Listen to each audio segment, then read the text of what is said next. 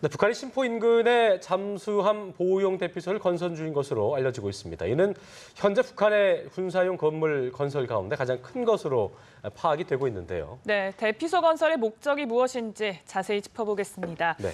양욱 한국국방안보포럼 수석 연구위원 나오셨습니다. 어서 오십시오. 네, 어서 오세요. 예, 안녕하십니까. 네, 이건 또 뭔지 모르겠습니다. 함남 신포 일대에 예. 새로운 잠수함 대피소가 건설되고 있다고 영국의 IHS 제인스 디펜스 위클리가 보도를 했습니다. 예. 일단 이게 어떤 시설로 좀 파악이 되고 있는 건지 좀 짚어주시죠. 예, 일단은 신포 지역을 말씀을 드릴 수밖에 없는데요. 네. 여기가 그 이제 조선소가 있는데 특히 북한의 잠수함이 전부 여기서 만들어진다고 보시면 되겠습니다. 거기서 전부 다? 예, 그렇죠. 예. 그래서 이번에 우리 계속 얘기가 되고 있는 신포급 우리 군에서는 이제 고래급이라고 부릅니다. 이 신포급 잠수함의 경우가 바로 이 조선소에서 만들어진 거고요. 네. 그래서 이제 그 바로 이 지금 그 문제가 되는 시설은 그 바로 그 고래급 잠수함이 있는 데서부터 한 2.2km밖에 안 떨어져 있습니다. 바로 옆에 있는 겁니다.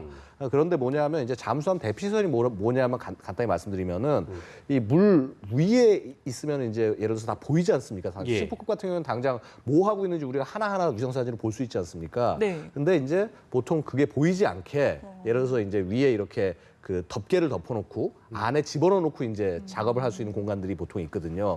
거기서 작업을 하게 돼 있습니다. 그래서 기존에 같은 경우는 그 이제 그 바로 앞에 신포 바로 앞에 조그만 섬이 있는데 예. 그 마양도라는 섬에 이제 바로 그런 시설이 있는 걸 거기에도 알고 해군 있습니다. 기지가 있죠? 예, 거기에 사실은 잠수함들이 다 모여 있어요. 네. 그럼 위치 자체가 거기가 어떤 외부의 어뢰 공격이라든가 이런 데서 지킬 수 있게 굉장히 천혜의 위치로 보여질 수가 있는 가려져 거거든요. 있군요, 예, 좀 저렇게. 굉장히 우리 이제 진해처럼 그 지형이 굉장히 뻥 좋습니다. 뚫린 곳이 아니고. 예. 예. 근데 이제 여기 새로운 데는 뭐냐면은 그러니까 이 그 섬의 한쪽 끝입니다. 근데 여기를 바다를 메워가지고 거기에 만들어 놓은 겁니다. 그러니까 어떻게 돼 있냐면 이렇게 굉장히 이렇게 둥그렇게 만처럼 돼 있는 데를 그렇죠. 가로질러서 막아서 이제 그 뚜껑을 위에 덮어놓으면서 그 안에서 여러 가지 이제 작업들을 할 수 있는 그런 공간을 마련해 놓은 곳이거든요.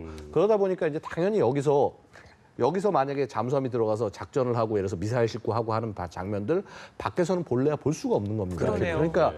결국 이겁니다. 여태까지 우리가 그 고래급이 뭐를 하고 있는지 뭐 훈련을 하고 있는지 아니면 뭐 뭔가 새롭게 장착하고 있는지 미사일을 넣고 있는지 이거를 공중에서 볼 수 있었던 건 뭐냐면 북한이 봐라.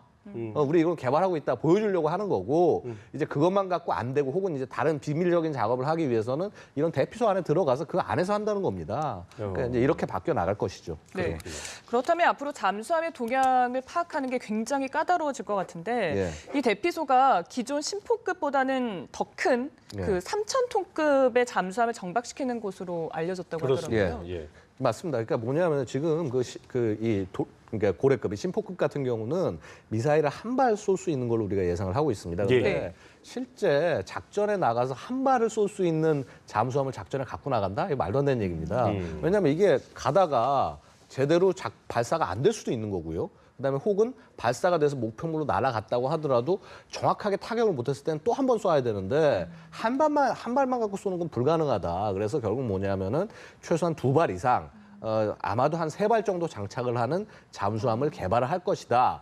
그래서 이제 3,000톤급 얘기가 그래서 나오는 겁니다. 근데 말이 3,000톤급이지 네. 실제 이제 길이는 한 거의 100m 가까이 될 거고 그 톤수로 치면은 3,000톤급 훨씬 넘어갈 겁니다. 이제 만재 톤수 치면은 뭐 5,000에서 6,000톤급까지 올라갈 건데 이런 거를 지금 북한이 만들고 있지 않느냐라는 의혹이 예. 있고 실제 보면은 만들고 있는 그런 정황들이 많이 나타나고 있습니다. 그렇죠. 예. 그 이제 바로 이 신포급이 있는 안쪽에 보면 굉장히 커다란 건물이 있는데 그 건물에 작업하고 있는 모습들이 되게 보여지고 있고요. 네. 최근에는 레일까지 설치를 했습니다. 레일 설치했다는 의미가 뭐냐면 그 안에서 뭔가를 꺼내서 물속으로 집어넣겠다는 얘기가 되는 겁니다. 근데 그 레일이 굉장히 커다란 레일이 장착이 돼 있거든요. 봤을 때는 이제 여기서 우리 소위 얘기하는 그 다음급, 차세대급 이 잠수함을 거기서 끌고 나와서 배치를 할 것이다. 그리고 배치된 잠수함이 아까 말씀드린 그 시설에서 어떤 미사일을 싣고 뭐 하고 하는 작업들이 실제는 거기서 이루어질 것이다. 이렇게 볼 수 있는 것이죠. 네. 어쨌든 그 미사일의 존재감이 좀 두려운 이유는 SLBM의 어떤 그런 탑재력도 그렇고 이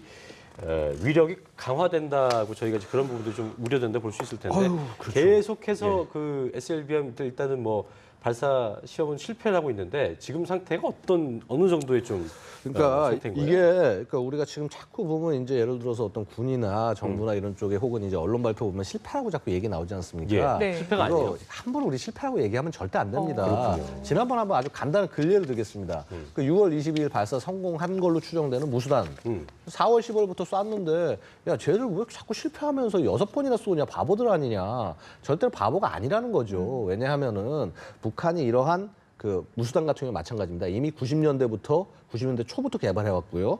똑같이 이 SLBM도 그 비슷한 시기부터 개발을 해온 겁니다.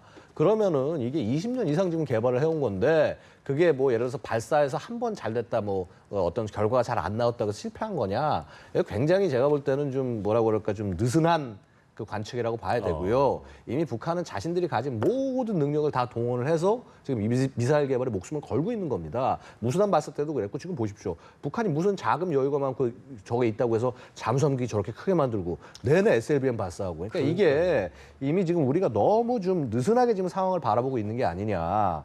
그 생각보다 엄청나게 빠른 정도가 아니라 이미 저 정도라고 한다면은 수년 이내에 미사일 개발을 성공하는 것은 물론이고 아까 말씀드렸던 그 3,000톤급 이상급의 잠수함이 실제 배치가 돼서 이제 그게 만약에 바다에 나가는 순간 굉장히 우리가 힘들어진다는 겁니다. 그리고 이게 네. 보통 또 한번 합리적으로 생각해 보면요.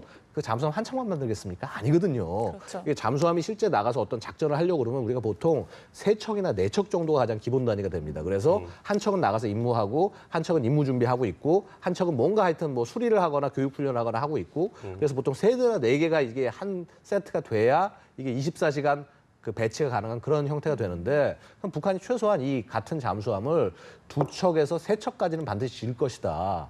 이런 그 좀 굉장히 좀 우리가 좀 긴장을 해서 바라봐야 되는 상황이지 얘들 계속 실패하네 하면서 우습게 바라볼 생각이 절대 아니라는 겁니다. 어쨌든 수준급까지 올라와 있는 상태라는 것이고. 예. 근데 궁금한 것이 방금 전도 얘기하셨지만 저런 잠수함 지으려면 돈 많이 들잖아요. 그렇죠. 저런 거 어디서 다 조달할까요? 결국은 그러니까 우리가 생각하는 것만큼 대북 제재라는 것이 제대로 돌아간다고 먹히고 있지 보면 않다? 그러니까 불가능하다는 거죠. 이미 그러니까 지금 우리가 맨날 얘기하는 것이 뭐 중국하고 러시아가 굉장히 협조를 잘하면은 그 대북 제재 갈 것이다. 근데 이거는 중국이 스스로도 얘기하고 있는 겁니다. 우리는 북한에 대해서 통제할 수가 없다. 그러니까 우리가 지금 너무 이렇게 우리만의 생각을 희망적인 사고로 중국을 바라보면서 아 중국이 북한을 모두 통제할 능력이 있다. 혹은 북중 간의 교육도 중국이 다 알아서 막으면 다 끝날 것이다 생각을 하는데 네. 사실상 실제 그 현장 단계에서 일어나는 레벨의 일들은 중앙정부가 제대로 할 수 있는 그런 수준을 이미 벗어난 것이 아니겠느냐. 그다음에 생각을 해보십시오. 만약에 그 북중 간의 교육을 딱 끊어놓으면은 당장 어디가 피해를 보겠습니까? 중국도 피해를 봅니다. 그렇죠. 그 동북 삼성의 경제들 자체가 그러니까 북한의 싼 노동력이나 이런 것과도 예. 연계가 전혀 안 된 상황이 아니기 때문에 결국은 우리가 생각하는 그런 대북 제재라는 거 어떻게 보면 환상일 수도 있다는 얘기죠. 예. 그래서 이 매체가 그 기지에 대응할 수 있는 그런 것으로 바로 미군의 벙커버스터를 제시를 했습니다. 이게 네. 또 지하에 있는 그 요새 적의 요새를 공격하는 거잖아요. 예. 과연 이걸 견뎌낼 수 있을까라는 의문을 제기했는데 위원님께서는 어떻게 보십니까? 어떤 벙커버스터를 떨구냐에 따라 틀리겠죠. 이제 보통 우리가 얘기하는 벙커버스터라는 단계별로 게 있나 봐요? 네, 단계별로 있습니다. 그러니까 가장 우리가 걸프전에 봤던 거는 이제 그 뭐냐 하면은 그 2차 세계대전 썼던 포신 굉장히 두껍고 하셨으니까 이게 쇳덩어리 아닙니까? 그 힘으로 밀고 내려가서 네. 폭탄을 터뜨리는 거다 보니까 얘는 예를 들어서 강화 콘크리트 엄청나게 두꺼운 거 6m도 뚫고 내려가서 때립니다. 그다음에 이제 최근에 나온 SDB라고 그래서 되게 크기를 작게 만든 폭탄인데 거의 비슷한 능력을 발휘하는 폭탄들이 있고요. 근데 이것뿐만이 아니라 예를 들어서 이제 얼마 전에 말씀드렸지만은 김정은 제일 두려워하는 벙커버스터 폭탄이 슈퍼 벙커버스터 폭탄이 있어요. 예. 걔는 14톤짜리 폭탄입니다. 그러니까 이 전투기에 절대 못 싣고 폭격기에 실어서 이제 뭐 한 2발 정도 떨굴 수 있는 그런 정도의 폭탄인데 예. 그런 거면은 당연히 공격이 가능할 거고 네. 그다음에 지금 북한이 이 시설을요 사실 어제 오늘 만든 게 아닙니다. 2009년 이미 이때부터 기본적인 작업을 오고 한 2012년 정도 되니까 이제 작업의 모습들이 드러나고 최근 돼서 거의 완공되는 모습을 보였거든요. 그러면은 얘들이 갖고 있는 모든 어떤 그 공학적인 역량, 토목적인 역량을 전부 다 동원을 해서 굉장히 두껍게 거기를 강화해 놨을 거란 겁니다. 그래서 우리가 생각하는 일반적인 벙커버스터 공격으로 어려울지 모르겠으나 그 어떤 지금 뭐 워낙 정밀 무기들이 잘 돼 있기 때문에 이런 것들을 집중해서 한다면은 입구만 막아도 솔직히 못 나오는 겁니다. 그렇죠. 그래서 그런 정도 수준까지의 공격은 할 수 있지 않겠나 이렇게 볼 수 네. 있는 것이죠. 최근 북한이 그 잠수함도 그렇고요. 전투기 공기부양제 훈련 횟수를 늘리고 있다는데 이게 예년과 비교했을 때 보면 어떤 좀 차이가 있을까요? 그러니까 보면은 그렇습니다. 이게 특히 김정은 시기 때 와서 이제 최근 와서 이게 많이 이제 그 증가가 많이 됐는데 예전에 이제 김정일 시기 때 보면 한미 연합 훈련할 때 웬만하면은 그렇게 자기들도 기동을 크게는 안 합니다. 예. 그러니까 이제 우리가 전투기 뜨고 움직이고 하면 이제 견제하는 차원에서 몇 대 정도 떠서 이렇게 이제 그냥 그 혹시라도 이상이 있는지 없는지 초계하는 순찰하는 그런 정도 그렇죠. 수준을 그쳤는데 예. 김정은 시대에 들어서 특히 김정은이 굉장히 공무 좋아하지 않습니까? 자기가 직접 비행기도 몰고 막 그런 걸 뭐 조선중앙 TV 통해서 보여주기도 하고 예. 그러다 보니까 자꾸 공군에게 훈련 같은 것들을 많이 시키게 하고 엄청나게 많이 기동을 합니다. 그러니까 훈련 양이 전반적인 군사 훈련 양들이 엄청나게 늘어났습니다. 근데 이게 늘어난 거는 결국 의미하는 게 뭐냐 하면은 그 수많은 기름과 돈이 쓰일 수밖에 없다는 건데 그렇죠. 쓴다는 거는 감당할 수 있기 때문에 쓴다는 얘기가 되는 것이거든요. 그렇군요. 이게 참 보니까 군사적 위협 수단을 어떻게든 북한은 계속 다변화시키고 있는 상황인 건데 네. 그러니까 이제 다음에는 어떤 또 방법으로 한반도의 긴장을 고조시키겠느냐 이것이 주목을 끌고 있습니다. 기본적으로 이제 5차 핵실험 가능성이 거론되고 있고 예. 이제 아까도 저희가 그 리포트로도 보도해드렸습니다만 전승절이 이제 다음 주이기 때문에 예. 27일 전후로 해서 또다시 어떤 이벤트성의 도발을 감행하지 않겠냐 이런 예. 예상 나오고 있는데 어떻게 보고 있습니까? 그러니까 전승절은 뭐 충분히 북한이 어떤 의미를 두기는 좋은 그런 그 어떤 이벤트이긴 한데, 네. 그러니까 이게 조금 약간 맥락은 좀 틀립니다. 뭐냐면은 보통 북한이 뭐 전승절이든 안 그러면 김일성이 생일인 태양절이든 뭐 이런 것들을 얘기할 때는 그 분위기를 훌끈 달아오르게 할 때는 꺾인 해입니다, 보통. 그러니까 뭐 5주년, 10주년, 뭐 60주년, 65주년 이런 식의 꺾인 해에 보통 그걸 행사적인 성격으로 강화를 하는 것이고 만약에 전승절이란 타이밍을 활용하더라도 그 전승절 행사 자체를 키우기 위해서는 아닐 겁니다. 왜냐하면 지금 이번이 아마 63주년이니까 그러니까 소위 꺾인 해가 아니거든요. 근데 다만 이제 지금 국제 정세상 러시아와 중국이 우리 사드 배치에 굉장히 좀 이렇게 민감한 이런 상황이고 이럴 때를 잘 활용을 해서 이번에 막 핵실험을 딱 하면은 그렇게 국제사회의 비난이 최소한 중국과 러시아는 안 하지 않을까. 어떤 이런 것 때문에 할 가능성이 있다는 것이고요. 근데 단순히 저는 전승절보다는 이제 우리 UFG 훈련 곧 있지 않습니까? 예.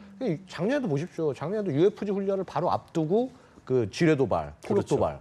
뭐 이런 것들이 그게 벌써 있었기 1년 때문에 됐네요. 1년 됐습니다. 예, 그러니까 그렇군요. 이게 다시 이런 어떤 도발이 있을 가능성이 있다. 그래서 이게 단순히 전승절 차원뿐만이 아니라 이런 한미 연합 훈련을 무력화시키고 네. 못하게 하고 하는 게 북한의 목표이기 때문에 그것과 연계될 가능성도 있다라고 말씀드릴 수 있습니다. 국제 도발 형태였던 그런 도발도 예. 대비를 좀 해야겠네요. 네. 근데 이렇게 도발이 계속된다면 당연히 안보리 차원의 대응이 필요할 텐데 그 앞서 말씀해 주시기를 대북 제재의 실효성에 대해서 의문을 제기하셨잖아요. 그래서 과연 국제사회가 한 목소리를 낼 수 있을까 참 의문이 듭니다. 그러니까 한 목소리는 못 낸다고 하더라도요. 제가 볼 때 중요한 것은 북한의 동조적인 얘기를 못 나오게 하는 것이 우리의 어떤 외교적인 과제가 아니겠느냐고 생각이 됩니다.